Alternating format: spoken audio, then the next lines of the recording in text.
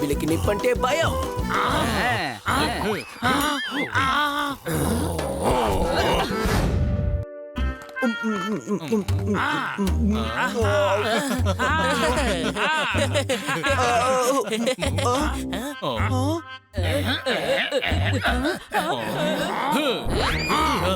దిగులు పడకండి బామ్మ, మీ బ్యాగ్ ని తిరిగి మేం తీసుకొస్తాం, సరేనా?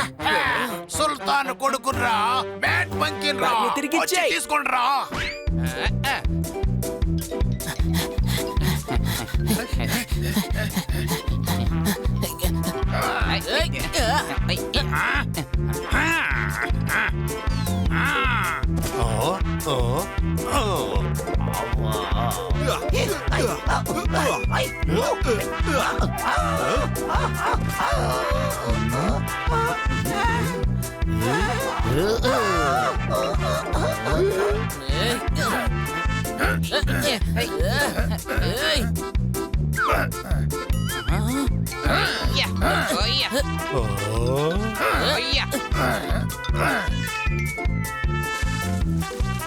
కోతి దగ్గరే మీ కోతి బుద్ధులు చూపిస్తున్నారా?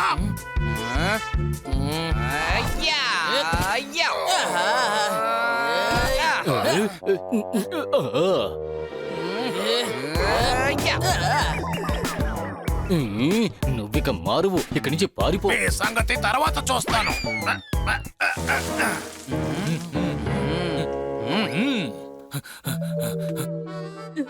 ఇదిగోండమ్మా. చల్లగా ఉండండి పిల్లలు. సూపర్ అయ్యా, మీరు చాలా బాగా చేశారు. అది మాకు తెలుసు. అసలు మీరెవరో చెప్పండి. ఉపాధ్యాయ. పేరు కామెడీగా ఉంది కదా. నా పేరుకేంట్రా? అది చాలా బాగుంది కదా. నా పూర్తి పేరు బ్రీఫ్ రఫ్ చోటా ఉపాధ్యాయ. ఈ పేరు మీరు చెప్పకుండా ఉంటే మంచిది. సరే, ఎందుకు వచ్చారు? నేను మీ నలుగురు గురించి కథ రాద్దాం అనుకుంటున్నాను. మాకందులో అసలు ఇంట్రెస్ట్ లేదు సార్. లేదు, మీ నలుగురు క్యారెక్టర్స్ రాసేసాను. ఈ బుక్ వేరే లెవెల్లో ఉంటుంది. నాకు మీ మీద నమ్మకం లేదు. మిమ్మల్ని నమ్మి ఎలా రాను? అతను ఏం చెప్తున్నారో ఒకసారి విను. మీ ఫ్రెండ్ చెప్పింది విను. నేను రాసింది మీకు నచ్చకపోయినట్టయితే చెప్పండి, అప్పుడు మాట్లాడుకుందాం. కానీ మా దగ్గర నుంచి మీకు ఏం కావాలి? పర్మిషన్ ఇవ్వండి, అప్పుడే మీ గురించి బుక్ రాసి పబ్లిష్ చేయగలను. అప్పుడే అవి అమ్ముడవుతాయి. అమ్ముడైపోతే కాదు, హిట్ అయితే చాలు. ఎక్కువగా మాట్లాడుతున్నాడు, మధ్యలో మాట్లాడుతాను చెప్పు. వాళ్ళని లెక్క చెయ్యొద్దు. మీరు మీ పుస్తకంలో ఏం రాసుకున్నారో దాన్ని మాత్రమే మీరు చదవండి. అదంతా కుదరదు. రోడ్డు మీద ఎలా చదివి చెప్పగలను? ఇది సాధారణ పుస్తకం కాదు, బెస్ట్ సెల్లింగ్ బుక్ అయిపోతుంది. అయితే రోడ్డు పక్క నుంచి చదివి చూపించండి. అవమానిస్తున్నాడు, కోపం వచ్చేస్తుంది. నేను ఇప్పుడు తాండవం చేసేస్తాను. సార్ టెన్షన్ అవ్వద్దు. ఇంటికి వెళ్ళి నెమ్మదిగా చదువుకోండి.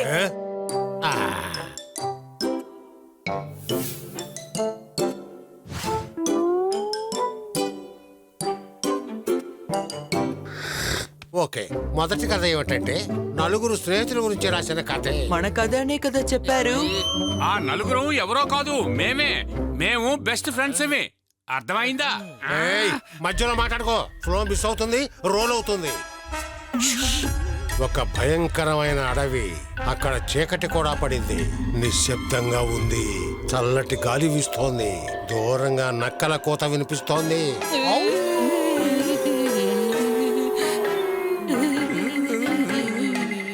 అప్పుడు ఆకాశంలోంచి ఒకటి ఎగురుతూ రావడం వీళ్ళు గమనించారు. ఇంకెవరు? భయంకరమైన రాక్షసుడు. ఎర్రటి కన్ను, భయంకరమైన ముక్కు. వాళ్ళను తినడానికి భయంకరంగా నవ్వుతూ వస్తున్నాడు. నా ఈ చోటికి మీరు రావాలంటే మీకెంత ధైర్యం ఉండాలి. ఇప్పుడే నేను మిమ్మల్ని అందరినీ తినేస్తాను. మొరిగే కుక్క కరవదు అంటారు, అర్థమైందా? నన్నే టాకి అంటారా?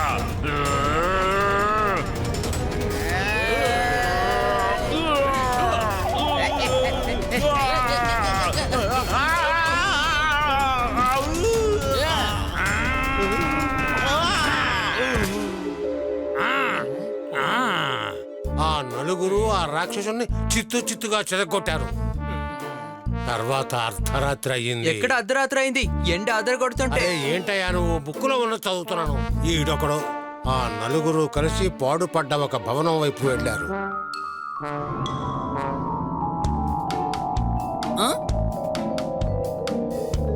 ఆ నలుగురు ఏమన్నారంటే చీకటి పడిపోయింది, ఈ రాత్రికి ఇక్కడే ఉందాం అన్నారు. తలుపు తెరుచుకుని లోపలికి వెళ్ళారు.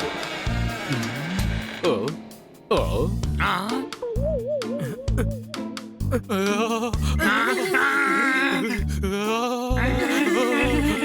అలా చూడండి, మనల్ని వెతుక్కుంటూ లంచ్ డిన్నర్ కూడా వచ్చేసాయి.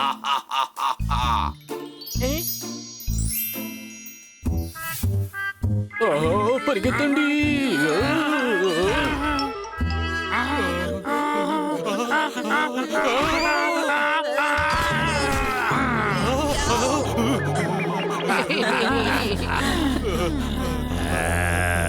మనం పారిపోలేం కాబట్టి వెళ్ళి దాడి చేద్దాం. ఏయ్!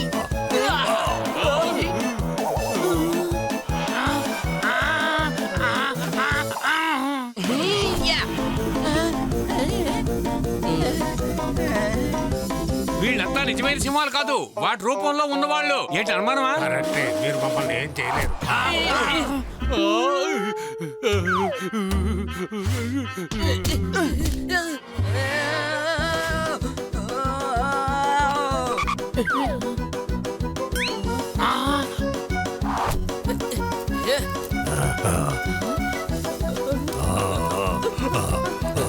వీళ్ళకి నిప్పంటే భయం.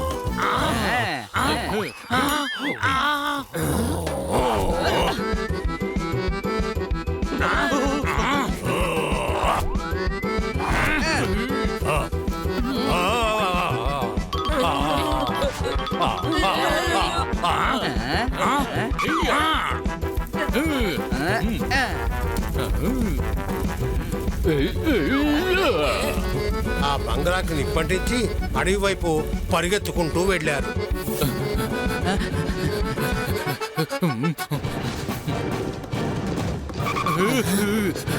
జోర్దార్ ఖడ్గమృగాన్ని భయంకరంగా కొట్టాడు. అది 100 మీటర్ల దూరంలో పడింది. బన్నీ ఏనుగు తోక పట్టుకుని చుట్టి దూరంగా విసిరేశాడు. ఆ తర్వాత ఇక చాలు ఆపండి. నేను ఎప్పుడు ఇవన్నీ చేశానని చెప్పాను? అరే కథ అంటే కాస్త అటు ఇటుగా ఉంటుంది. ఇప్పుడు వినండి. ఆ తర్వాత వీళ్ళంతా వేగంగా పరిగెడుతున్నారా, వాళ్ళు అడ్డొచ్చిన చెట్లన్నీ తిరగొట్టుకుంటూ వెళ్తున్నారు. పరిగెత్తుకుంటూ వెళ్ళారు, సముద్రం దగ్గరికి వెళ్ళారు. అక్కడ ఒక పడవలో ఆ నలుగురు ఎక్కి కూర్చున్నారు. ఎందుకు బిల్డప్ ఇస్తున్నారు? సస్పెన్స్ తట్టుకోలేకపోతున్నాను. అదేంటో త్వరగా చెప్పండి. వీడు నాకు ఎలాగైనా పిచ్చెక్కించేలా ఉన్నాడు. మధ్యలో మాట్లాడుతూ కొంచెం సైలెంట్ గా ఉండు, నేను కథ చెప్తాను. వాళ్ళు పడవలో ఎక్కగానే సునామీ వచ్చేసింది.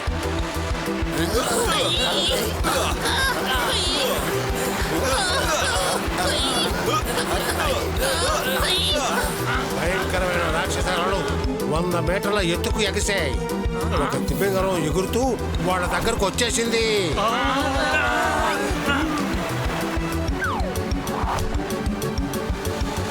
ఏయ్, మమ్మల్ని మర్యాదగా వెళ్ళనివ్వు, లేదంటే నీ పళ్ళు రాలగొట్టేస్తాను. ఏంటి అర్థమైందా?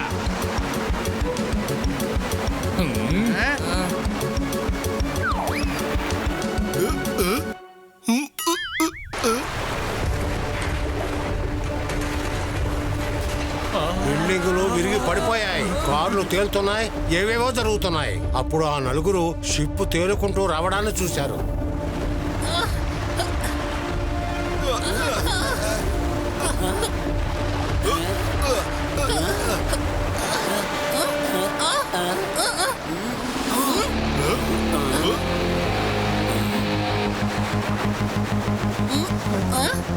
బన్నీ ఆ సముద్రంలో దూకి ఆ షిప్ను లాక్కుంటూ వచ్చేశాడు.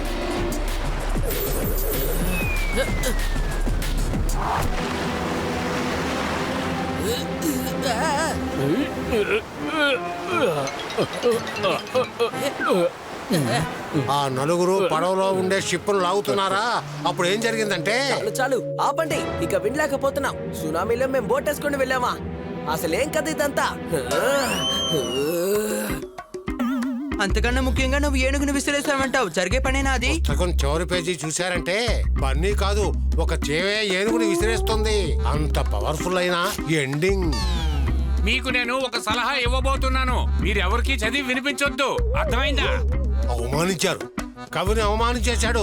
మీ అందరికీ నా విలువ తెలియడం లేదు. సార్ మీ తెలివితేటలు తెలిసే మాట్లాడుతున్నాం. మేము చెయ్యని పనులన్నీ కూడా చేసినట్టుగా మీరు ఎందుకు రాశారు? సరే వదిలే, ఈ బుక్ నేను పబ్లిష్ చేయడం లేదు. చాలా మిమ్మల్ని ఫేమస్ చేద్దాం అనుకోవడం నా తప్పే.